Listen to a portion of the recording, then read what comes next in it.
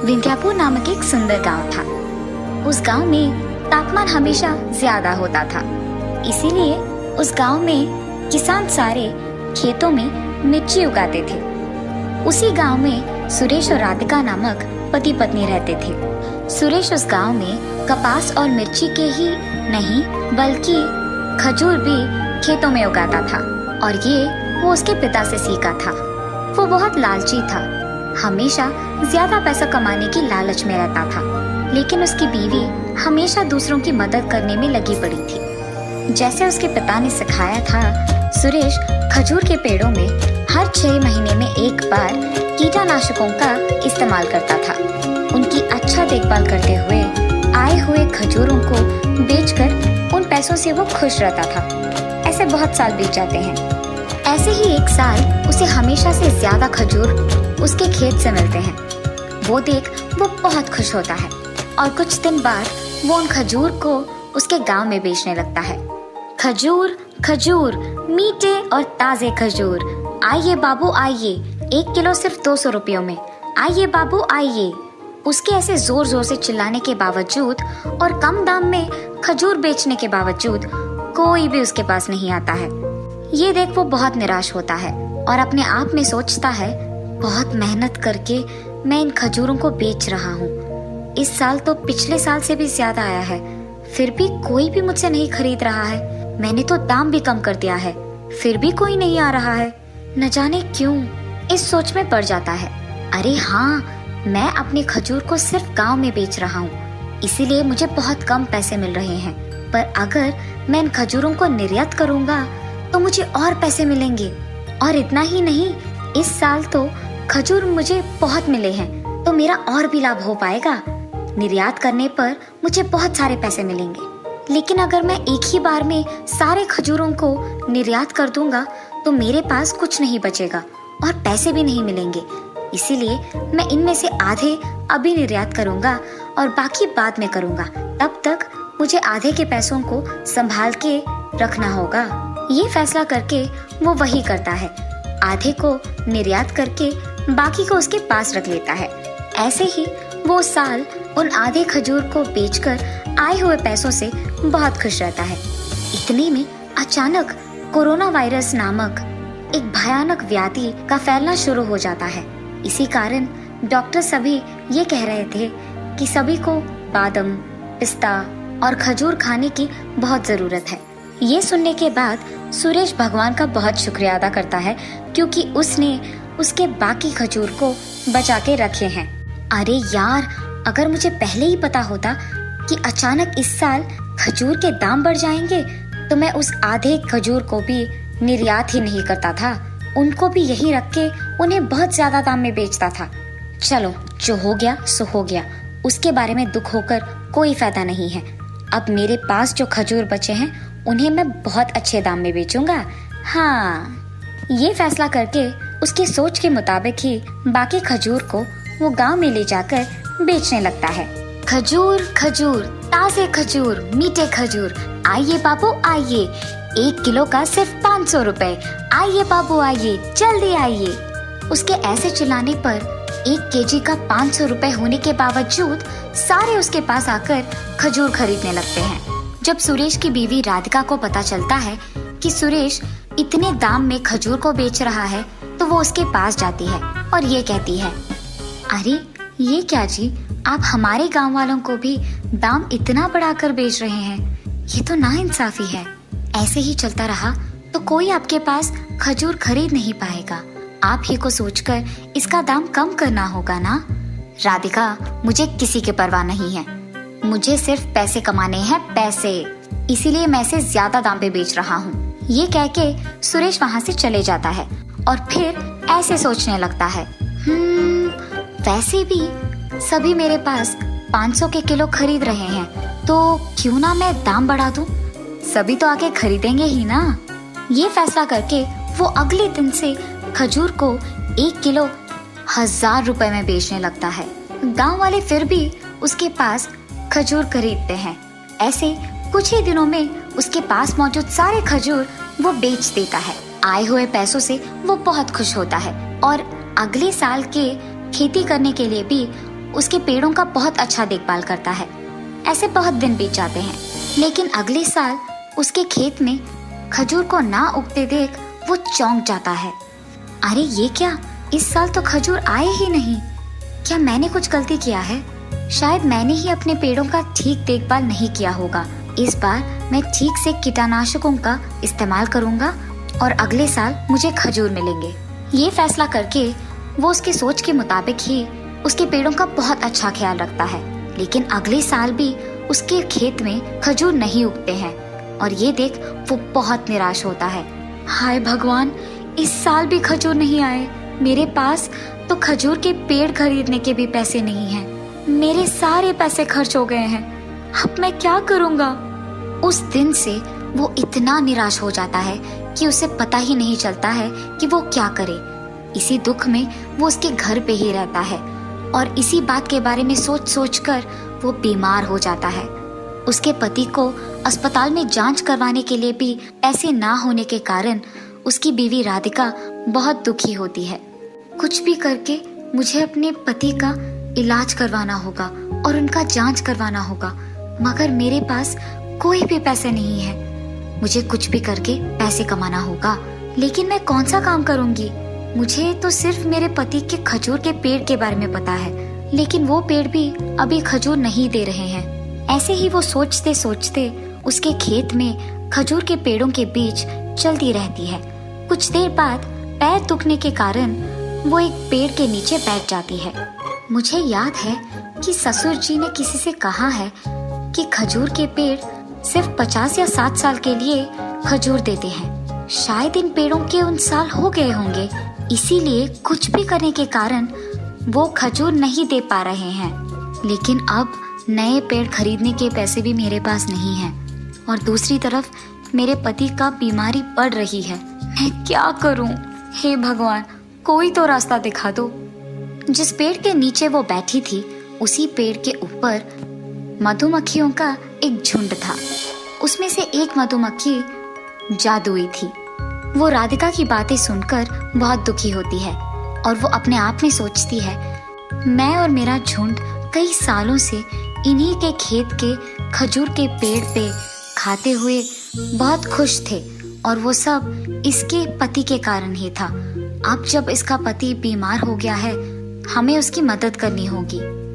ये फैसला करके वो मधुमक्खी राधिका के पास जाकर उसे पुकारती है, राधिका, राधिका।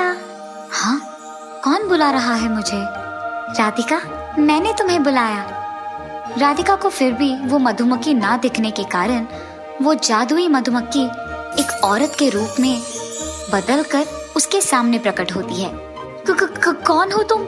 मेरे सामने ऐसे अचानक कैसे प्रकट हुई? मैं एक जादुई मधुमक्खी हूँ। तुम्हारे पति के कारण मैं और मेरा झुंड कई सालों से तुम्हारे इन मीठे खजूर के पेड़ों पे जी रहे हैं और वो भी आराम से, और इसीलिए हमने फैसला किया कि आज हम आपकी मदद करेंगे। ये कहकर वो मधुमक्खी राधिका को एक पेड़ देती है, खजूर का पेड़। मुझे पता है कि तुम्हारे पति बीमार पड़े हैं और तुम्हारे पास खजूर के पेड़ खरीदने के भी पैसे नहीं हैं, इसलिए मैंने ये तुम्हारे लिए किया है। ये कह के वो औरत राधिका की आंखों के सामने एक जादुई मधुमक्खी का रूप लेकर वहां से गायब हो जाती है। उस मधुमक्खी के गायब हो जाने के तुरंत बाद राधिका उसके दिए हुए पेड़ को उनके खेत में लगाती है और उस पेड़ को पानी देकर वहां से खुशी खुशी चले जाती है। अगले दिन जब वो उस पेड़ को पानी देने के लिए खेत जाती है तो वहां एक बड़े पेड़ को देख वो चौंक जाती है, और इतना ही नहीं, उस पेड़ के सोने के खजूर भी उगते हैं। ये देख वो आश्चर्यचकित हो जाती है। अरे ये क्या, इस पेड़ को लगाने के एक ही दिन में ये इतना बड़ा हो गया और इसके खजूर भी आ गए, और ये लग रहे हैं कि सोने के खजूर हैं। मैं इन्हें एक सोने के दुकान को लेकर एक बार दिखाऊंगी, तब मुझे पता चलेगा कि ये असली सोना है कि नहीं। उसके फैसले के मुताबिक जब वो एक सोने के दुकान जाती है तो वहाँ उसे पता चलता है कि वो सचमुच सोने के खजूर हैं। अरे ये तो सच में सोने के खजूर है माता। ये कहकर वो उन सोने के खजूर के बदले में राधिका को पैसे देता है। राधिका उन पैसों को लेकर खुशी खुशी वहां से उसके घर चली जाती है। घर पहुंचते ही वो उन पैसों को अपने पति को दिखाते हुए जो कुछ भी हुआ उन्हें समझाती है। उन पैसों को देख सुरेश बहुत जल्दी वापस पहले की तरह बन जाता है। उसकी बीमारी चली जाती है।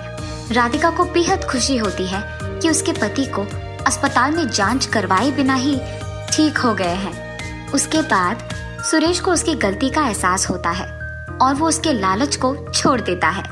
आए हुए पैसों से वो और भी खजूर के पेड़ खरीदकर उन्हें उसके खेत में हमेशा की तरह उगाता है।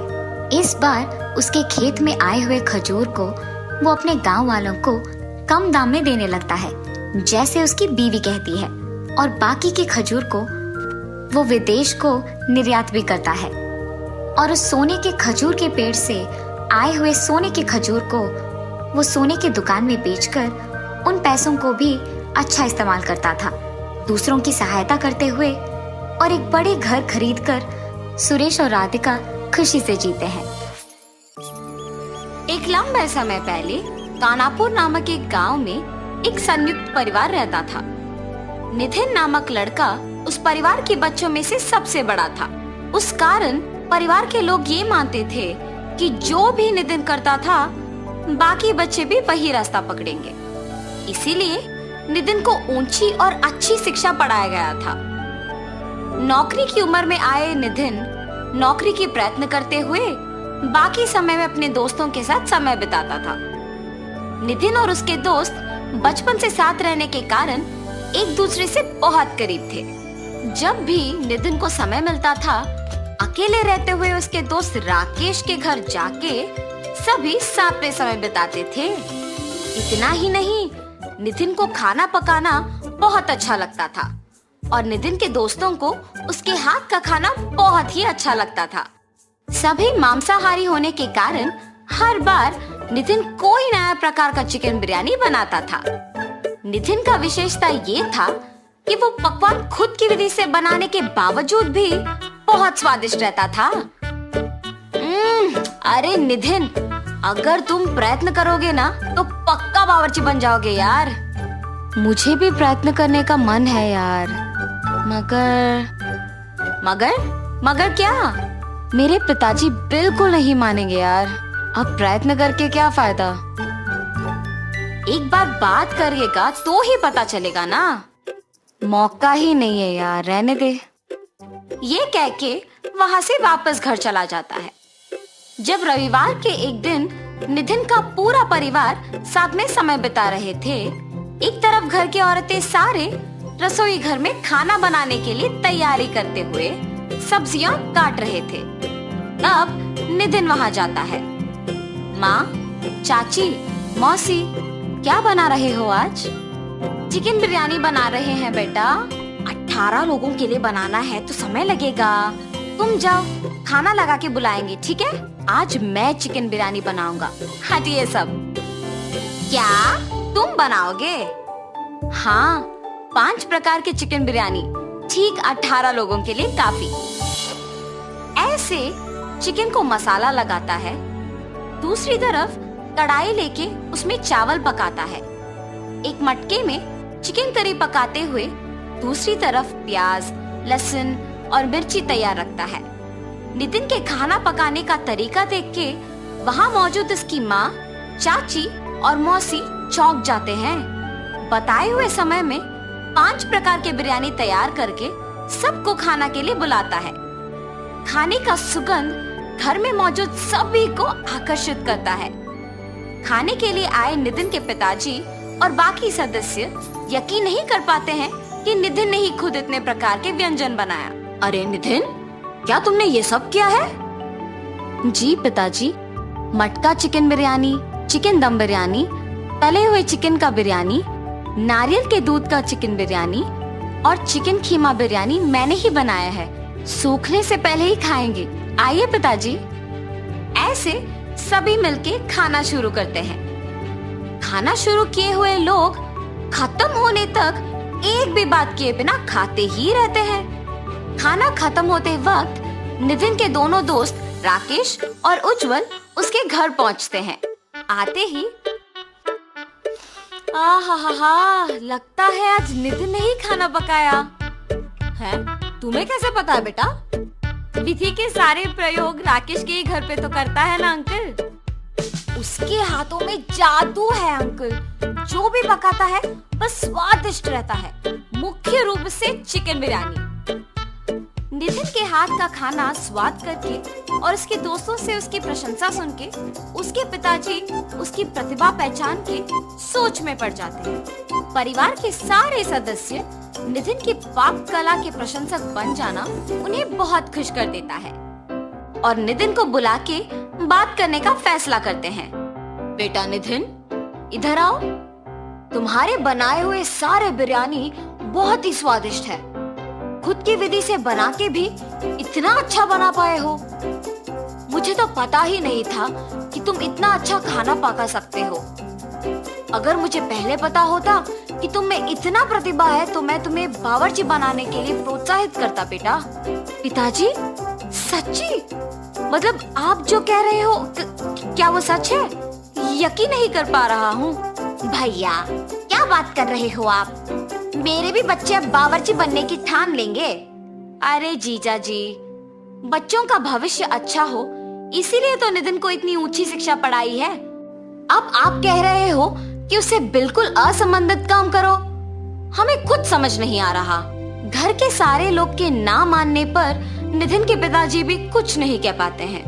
नितिन को उम्मीद देकर तुरंत उसे निराश कर देते हैं। नितिन बेचारा कुछ नहीं कह पाता है और गम में अपने दोस्तों के साथ बाहर चला जाता है। तब नितिन के दोस्त, अरे नितिन, मेरे पास एक उपाय है। क्या है वो? अगर हम चुपके से एक बिरयानी का टेक अवे शुरू करें तो? वाह रे वाह, ये तो बहुत अच्छा सोच है। वैसे कहाँ लगाएंगे उज्जवल? कहाँ पकाऊंगा और कहाँ बेचूंगा? पकाना मेरे घर में करो, तुम्हें आदत भी तो है। और बिरयानी का टेक अवे हम उज्जवल के लस्सी के दुकान में ही लगाएंगे। खाना पकाने के लिए और बेचने के लिए क्या इससे अच्छा स्थान मिलेगा तुमको? हाँ, मगर निवेश, व्यापार का प्रक्रिया, ऐसे बहुत काम है। हाँ, हम सबके बचे हुए पैसों के साथ धीरे से शुरुआत करेंगे। पहले दिन के आए हुए पैसे ही दूसरे दिन का निवेश होगा और आगे के दिनों के लिए वही प्रक्रिया भी बन जाएगा। इतने शुभ काम के लिए परेशान क्यों हो रहे हो तुम? ऐसे तीनों दोस्त फैसला करके अगले दिन के लिए तैयारी करते हैं। राकेश और उज्जवल किराना चीजें लेकर आते हैं। नितिन राकेश के घर पे बैठकर नए व्यापार के लिए विधि और प्रक्रिया का तैयारी करता है। राकेश और उज्जवल मिलके लस्सी सेंटर में बिरयानी का टेक अवे बोर्ड लगाते हैं। अगले दिन सुबह नितिन राकेश के घर के लिए निकलता है। वहाँ मौजूद चाकू और बाकी सामग्री तैयार रखता है। नितिन उसका प्रतिभा दिखाते हुए सिर्फ उसके काम पे दृष्टि लगाते हुए स्वाद कम ना करके चिकन को मसाला लगाता है। चिकन दम बिरयानी के लिए मसाला लगाए हुए चिकन को थोड़ा सा तेल में फ्राई करके दही को ऊपर से डाल के रखता है। ऐसे ध्यान से सारे व्यंजनों को बनाता है। राकेश और उज्जवल को बुला के बिरयानी उनके साथ दुकान को भिजाता है। लस्सी पीने के लिए आए हुए लोग वहाँ बिरयानी का सुगंध अच्छा लग के बिरयानी खरीदना शुरू करते हैं। पहले ही दिन सारा बिरयानी बिक जाने पर नितिन को अपने आप पे भरोसा आता है और दूसरे दिन के लिए तैयारी करता है। ऐसे कुछ ही दिनों में उज्जवल लस्सी सेंटर में बिक रहे बिरयानी बहुत प्रसिद्ध होता है। ऐसे ही नितिन के पिताजी तक ये बात पहुंचती है। गांव वालों का उस बिरयानी के बारे में बात करना और प्रशंसा करना सुन के उन्हें शक आता है। उज्जवल को मिलके सच जान लेते हैं। बेटा को प्रोत्साहन करना उन्हें सही और जरूरी लगता है और इसीलिए नितिन को बुला के बात करते हैं। बड़े पैमाने पे पारिवारिक सामंजस्य नितिन के लिए चिकन बिरयानी टेक अवे का दुकान खुलवाते हैं। नितिन भी उसके पिताजी का भरोसा को बनाए रखता है और दिन ब दिन प्रसिद्ध होते ही रहता है। इतना ही नहीं, नितिन के परिवार के बाकी सदस्य उनके बच्चों के मामले में चिंता छोड़ के उन्हें खुद उनके भविष्य का निश्चय करने छोड़ देते हैं। बच्चों, आप भविष्य में जिस दिशा की ओर जाना चाहते हैं उसके लिए मेहनत करके अपना प्रतिभा दिखा के सफल होना जरूरी है। ठीक है, ऐसे बच्चे खुशी से कहते हैं। एक लंबे समय पहले एक गांव में जगन और सरस्वती नामक पति पत्नी रहते थे। उनका ऋत्विक नामक एक होशियार बच्चा भी था। उनके खुद का एक होटल भी था। वहाँ हर रोज स्वादिष्ट और अच्छा सुगंध आने वाला बज्जी बना के बेचते थे। ऋत्विक भी पढ़ते हुए उसके माँ बाप का मदद करता था। हमेशा की तरह जगन बज्जी बना के बेचने लगता है। आलू बज्जी, मिर्ची बज्जी, ऑनियन बज्जी, आइए बाबू आइए। ऐसे जोर जोर से चिल्लाने पर उस रास्ते में जाते हुए लोग सारे उस सुगंध की वजह से बज्जियां खरीद के जाते थे। ऋत्विक होटल में अपने माँ बाप की सहायता करने के बाद अपनी माँ को बता के कुछ बज्जियां अपने दोस्तों को खिलाने अपने साथ लेके खेलने चला जाता था।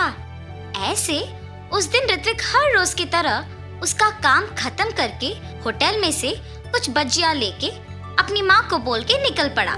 बज्जियां लेके जाने पर भी माँ इसीलिए कुछ नहीं कह रही है क्योंकि मैं उनकी मदद कर रहा हूँ।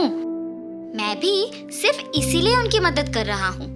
मेरे दोस्तों के लिए काम करना ही पड़ेगा। ऐसे सोच के बज्जियों को लेके अपने दोस्तों के पास जाता है। मैंने ये बज्जियां आप सबके लिए लाया है, लेके खाओ। ऋत्विक, हमें ये बज्जियां नहीं चाहिए। क्यों? बज्जियां क्यों नहीं चाहिए? तुम हर रोज बज्जियां के सिवा कुछ नहीं लाते हो। रोज रोज ये खा के अब हम पक गए। हाँ यार, अब से तुम बज्जियां लाना बंद करो और हमारे साथ खेलने भी मत आओ। ऐसे मत कहो, मैं तुम लोगों के लिए कुछ भी करूंगा। अच्छा, तो फिर तुम्हें हम सब के लिए आइसक्रीम खरीद के लाना होगा। मंजूर है? तुम लोगों को आइसक्रीम खरीदने के लिए मुझे बहुत पैसों की जरूरत है। मेरे पापा भी मुझे उतने पैसे नहीं देंगे। कुछ और पूछो, मैं करूंगा। तुम इसीलिए सोच रहे हो क्योंकि तुम्हें अपने पापा से पैसे पूछना पड़ेगा ना? हाँ, उनसे बिना पूछे पैसे लेने का मेरे पास एक उपाय है। अगर तुम पक्का करोगे तो ही बोलूंगा। तुम लोगों के लिए मैं कुछ भी करूंगा। क्या है वो उपाय? तुम्हारे होटल में खाने बहुत लोग आते हैं। उस समय में तुम्हारे माँ बाप काम में व्यस्त रहते हैं, तो तब तुम जितने पैसे चाहिए उतने पैसे लेके आ जाओ। किसी को तुम पे शक ही नहीं होगा। कोई ये भी नहीं जान पाएगा कि पैसे गायब भी हुए। हाँ, ये भी सच है। कल मैं पक्का तुम लोगों को आइसक्रीम खिलाऊंगा। ऐसे अपने दोस्तों को कह के खुशी खुशी घर चला जाता है। अगले दिन जब उसके माँ बाप काम में लगे हुए थे, ऋत्विक किसी को दिखे बिना चुपके से पैसे लेके अपने दोस्तों के पास चले जाता है। मैंने कहा था ना कि तुम सबको मैं आज आइसक्रीम खिलाऊंगा। चलो जाके खाएंगे। ऐसे वो उसके दोस्तों को लेके आइसक्रीम बेचने वाले के पास जाता है और सबको आइसक्रीम खिलाता है। कल क्या चाहिए बोलो, मैं खरीदूंगा। कल तुम जो कहो वही चाहिए हमें। ठीक है, कल मैं तुम लोगों को मेरा मनपसंद खाना खिलाऊंगा। ऐसे कहकर वो घर चला जाता है। रात में सोए बिना अपने दोस्तों के बारे में सोचते रहता है। कल मुझे अपने दोस्तों को कुछ अनपेक्षित खिलाना होगा। मतलब मुझे कल और पैसे लेके जाना होगा। ऐसे ऋत्विक अपने दोस्तों के कहा मान के हर रोज अपने माँ बाप को बताए बिना उनकी मनपसंद चीजें खरीद के देता था। आखिर में ये उसका एक बुरी आदत बन चुका था। हर रोज की तरह जब एक दिन ऋत्विक उसके माँ बाप के काम करते वक्त पैसे लेने गया था, तो उसकी माँ उसे देखती है। ऋत्विक, यहाँ आओ। हाँ माँ, क्या हुआ? तुम वहाँ क्या कर रहे थे? मैं कुछ नहीं माँ। सच कहो, मैंने तुम्हें पैसे लेते हुए देखा। ऐसे बिना पूछे पैसे लेना गलत है। क्या तुम्हें नहीं पता? तुम अब पैसे भी चोरी करना सीख गए। माँ, मुझे माफ करो।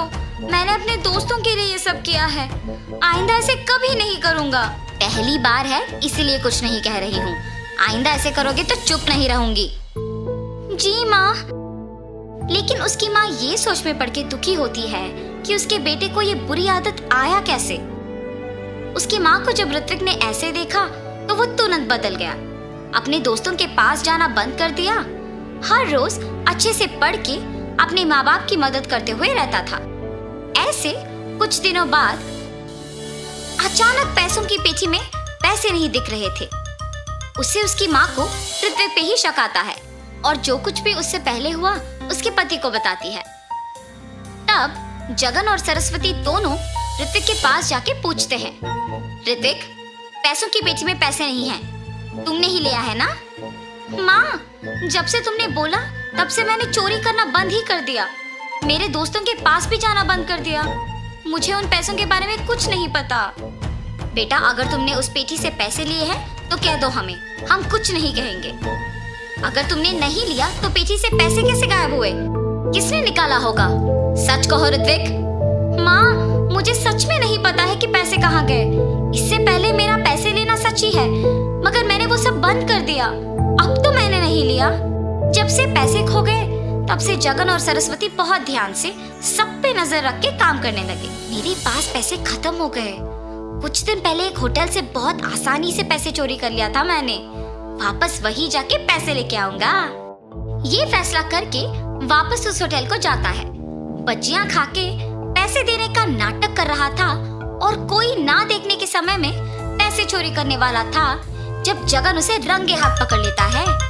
इतने उम्र के आदमी होके भी मेहनत किए बिना पैसे चोरी करते हुए शर्म नहीं आती? इससे पहले भी तुमने यहाँ चोरी किया था ना? वो चोर पिटने के डर से सच बोल देता है। मुझे माफ कर दीजिए, ऐसे कभी नहीं होगा, मेहनत से ही काम करूंगा। चोर को उसकी गलती का एहसास होने पर जगन उसे माफ कर देता है। ऋत्विक पे उसकी गलती के बिना शक करने के लिए उसके माँ बाप दुखी होते हैं। आप लोग दुखी क्यों हो रहे हो माँ? उस दिन मैंने तुम्हें तुम्हारी गलती के बिना शक किया और आज तुम्हारे पापा ने असली चोर को पकड़ा है। मुझे तुम पे शक नहीं करना था बेटा। मुझ पर शक करने की वजह तो भी मैं ही हूँ ना माँ। अगर मैं वो नहीं करता तो आपको मुझ पे शक नहीं होता। आपने मुझे मेरी गलती समझाया, इसलिए मैंने वो करना छोड़ दिया, वरना मैं शायद बड़े होके भी यही करता। आइंदा ऐसे कभी नहीं होगा माँ। तब से जगन होटल में सावधान रह के काम करने लगा। अलग प्रकार के बच्चियां बनाना शुरू करके उन्हें बेच के खुशी से जीने लगा। उनका व्यापार भी अच्छा चलने पर सभी खुश थे। तो इस कहानी का नैतिक क्या है? गलती चाहे एक ही बार किया हो, लोगों से भूला नहीं जाता। इसीलिए गलती पहली ही बार नहीं करना चाहिए। सोच समझ के कदम उठाना चाहिए।